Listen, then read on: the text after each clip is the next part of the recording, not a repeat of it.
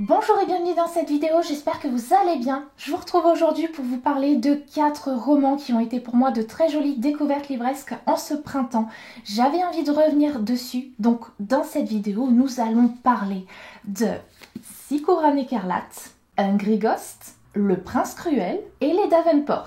On commence tout de suite avec Six Couronnes écarlates d'Elizabeth Lim, publié chez Rajo, qui est un livre qui me faisait vraiment très envie, puisque il s'agit d'une réécriture de conte au pluriel, puisque en vrai c'est plutôt un mixte entre le conte des Cygnes sauvages d'Andersen et également un conte japonais dont je n'ai pas le nom exactement. Et en fait, dans ce livre, nous allons suivre un royaume. Alors, on est dans de la fantaisie asiatique.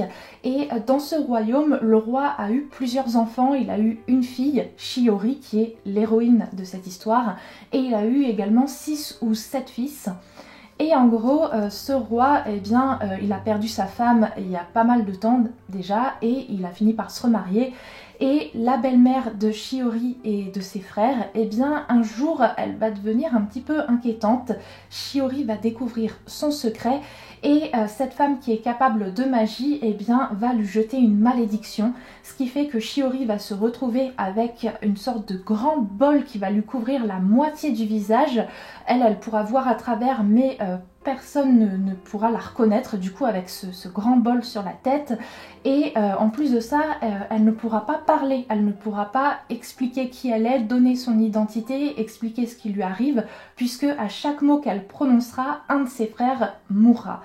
Et justement, en plus, ses frères, eux aussi, sont victimes d'une malédiction, puisqu'ils sont sous forme de grue, donc l'oiseau, durant toute la journée, et la nuit, ils retrouvent leur apparence humaine, mais pareil, personne ne les reconnaît. Du coup, personne ne sait ce qui est arrivé aux enfants de ce royaume, et donc nous, dans tout ça, on va suivre l'histoire de Shiori, qui va se retrouver d'abord assez esseulée de ses frères. Elle va devoir mener une vie assez dure, mais en même temps voir ce qu'il se passe dans son royaume.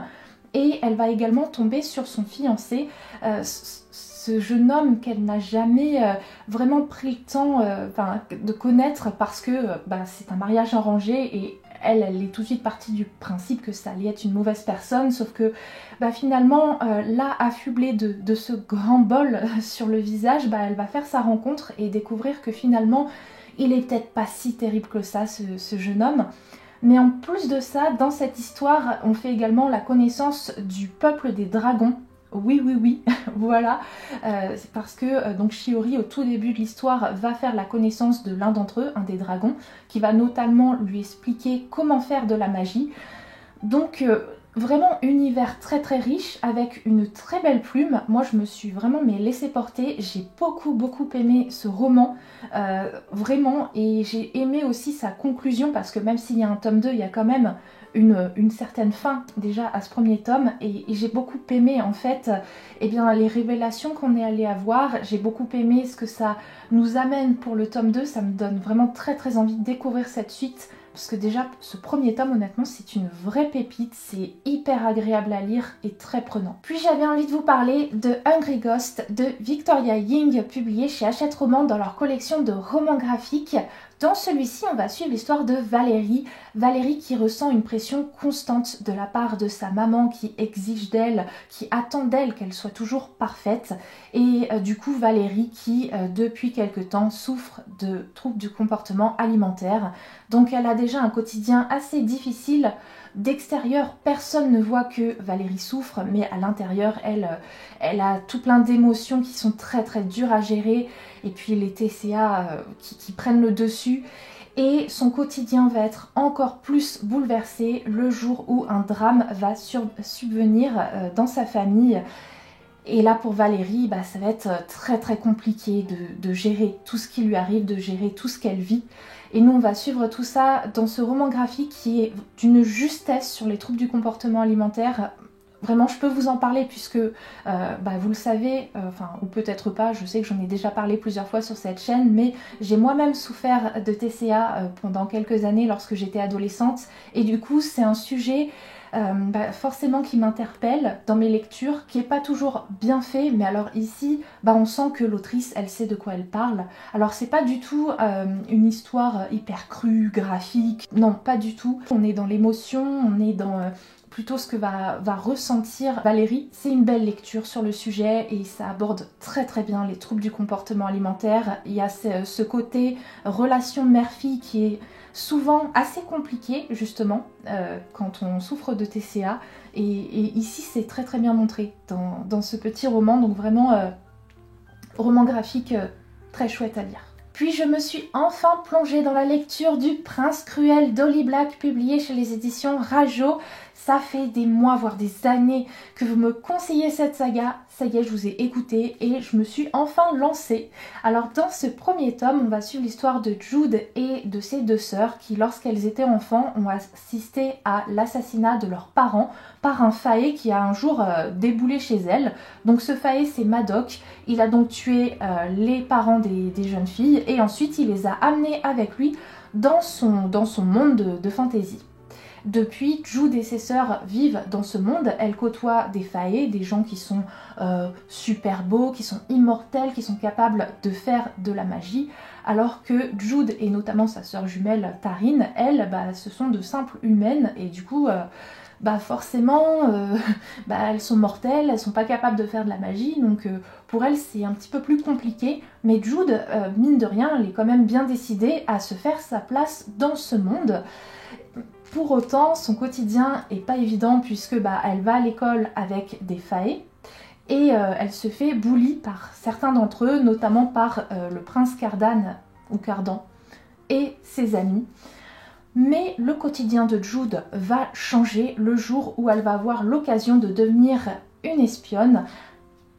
Et donc, à partir de là, je n'en dirai pas plus.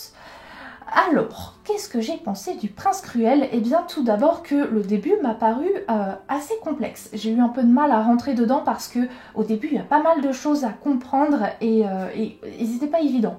Et puis en plus de ça, j'étais un peu mal à l'aise avec ce côté école et bully parce que c'est pas trop des choses que j'aime bien, hein, voilà. Mais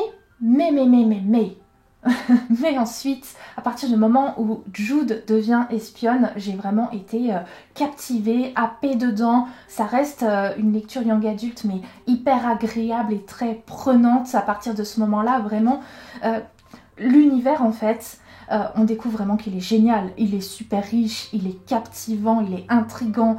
Vraiment, il y a eu ce moment où Jude devient espionne et où à partir de là, j'avais qu'une envie à chaque fois, c'était de me plonger dans ce livre. Lorsque je lisais pas, je me disais qu'est-ce qui peut bien se passer dans la suite. Non, vraiment, j'étais vraiment dedans. Alors que pourtant, clairement, tout n'est pas parfait dans ce livre, hein. Comme je vous disais, il y a ce début avec lequel j'ai eu un peu de mal, et puis aussi il y a ces personnages qui sont pas parfaits du tout. Voilà, que ce soit le prince Cardan qui franchement au début du livre est abject avec Jude et sa sœur Taryn, que ce soit Jude elle-même qui est pleine de contradictions tout au long du livre, mais pour autant l'autrice, elle a vraiment créé un univers incroyable qui m'a happée. À partir du moment où je suis vraiment rentrée dedans, franchement, j'avais plus envie de le quitter. Et puis, ce roman, il se termine avec une fin absolument explosive qui me donne très très très envie de lire la suite. Et je pense que d'ici les prochains mois, ça sera chose faite. Et pour finir, parlons des Davenport de Crystal Marquis, publié chez Hachette Romans. Alors dans ce livre, nous allons suivre une famille noire riche qui évolue à Chicago en 1910. Alors ce roman, c'est une sorte de mixte entre la chronique des Bridgerton et Downton Abbey, puisque on va plus particulièrement s'intéresser à 4 jeunes femmes qui évoluent dans cette histoire, notamment tout d'abord Olivia et Hélène, qui sont les deux filles des Davenport, donc 2 sœurs. On va suivre aussi Ruby, qui est la meilleure amie d'Olivia, la sœur aînée des Davenport. Elle aussi, elle vient d'une famille assez aisée. Et puis on s'intéresse également à Amy Rose qui est une domestique qui travaille pour les Davenport et qui s'entend très très bien avec Olivia et Hélène, parce qu'elle les connaît depuis sa plus tendre enfance et elle s'occupe d'elle depuis très très longtemps. Et donc on va suivre ces 4 jeunes femmes évoluer.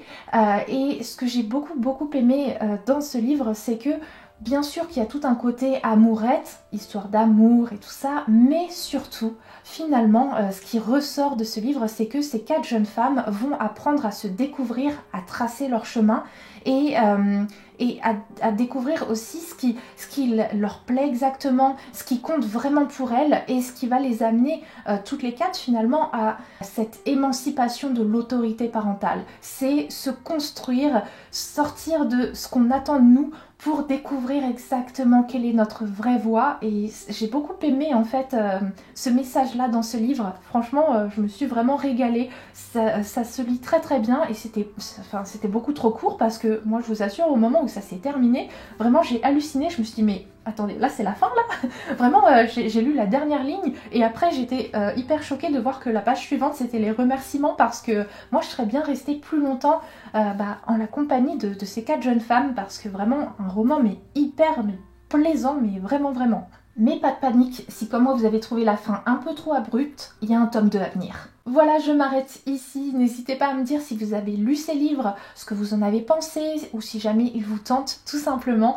Moi, je vais vous faire de très gros bisous, puisque je m'arrête ici. Mais rassurez-vous, on se retrouve très vite pour une nouvelle vidéo.